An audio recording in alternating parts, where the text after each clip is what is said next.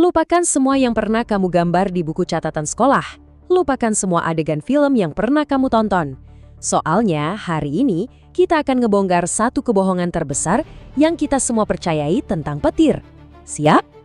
Oke, sekarang kita hadapi langsung mitos terbesarnya. Mitos yang udah nempel di kepala kita dari kecil. Tiap kali ada badai, kita pasti lihat ke atas, nunggu sambaran dari langit. Tapi, gimana kalau aku bilang selama ini kita salah lihat arah? Coba deh, pejamkan mata kamu sebentar. Bayangin petir. Aku yakin gambaran di kepala kita semua sama. Sebuah cambuk cahaya yang dahsyat menyambar turun dari awan, menghantam bumi. Bener kan? Dari atas ke bawah. Ya kan? Gambar yang ikonik banget, kekuatan yang turun dari langit. Inilah yang kita semua yakini. Tapi ternyata alam punya skenario yang jauh lebih gila dan mengejutkan. Ternyata pemahaman itu 100% salah. Kenyataannya justru kebalikannya. Apa yang sebenarnya terjadi bakal bikin kamu mempertanyakan mata kamu sendiri. Jadi, kalau bukan kilatan cahaya yang kita lihat itu yang turun, terus apa dong yang memulai semuanya? Yuk kita intip babak pertama dari drama langit ini, babak yang terjadi dalam senyap tanpa bisa kita lihat. Nah, awan emang yang mulai duluan. Dia ngirim sesuatu yang namanya step leader. Anggap aja ini kayak tentakel listrik tak kasat mata yang meraba-raba nyari jalan ke bawah.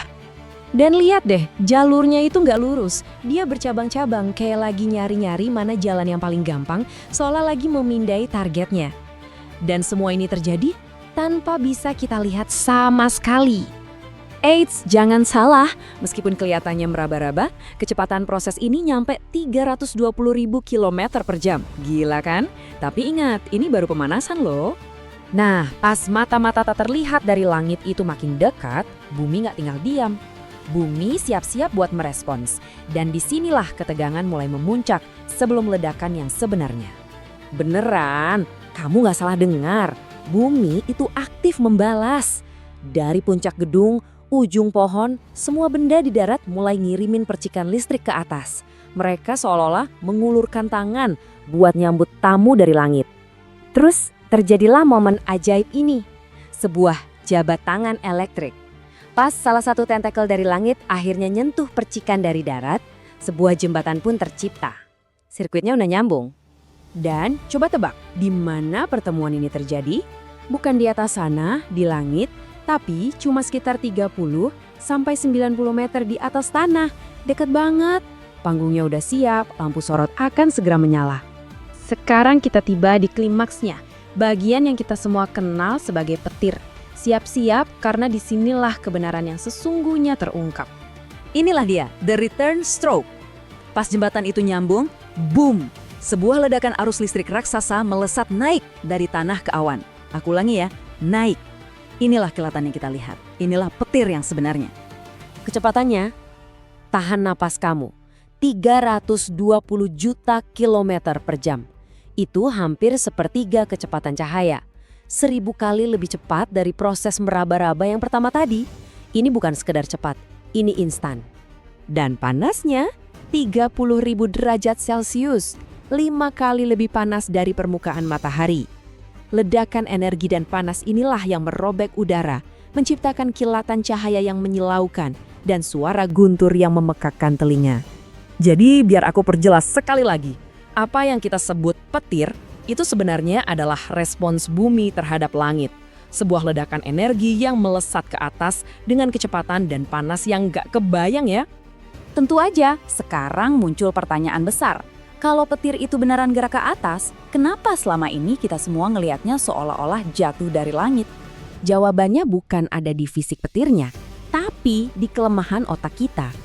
Alam semesta lagi mainin sebuah trik sulap optik yang brilian, dan kita semua ketipu. Konsep ini namanya persistence of vision. Gampangnya gini deh, mata kita itu nggak benar-benar lihat secara real time. Ada jeda sepersekian detik di mana gambar terakhir masih nempel di retina kita. Nah, inilah dasar dari film dan animasi. Intinya, return stroke itu terjadi dalam hitungan mikrodetik.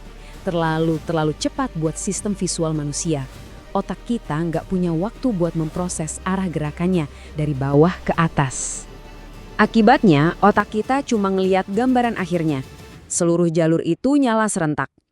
Ditambah lagi, karena percabangan di bagian atas dekat awan, bagian itu jadi kelihatan lebih terang dan kompleks. Otak kita secara otomatis berasumsi gerakannya dimulai dari bagian yang paling rame itu. Jadi makin kuatlah ilusi kalau petir itu jatuh dari langit. Biar gampang, bayangin kamu lagi main kembang api pas malam hari. Kamu kan nggak ngelihat satu titik api yang gerak kan? Kamu ngelihatnya jejak cahaya yang panjang. Nah, petir itu versi alam dari trik itu.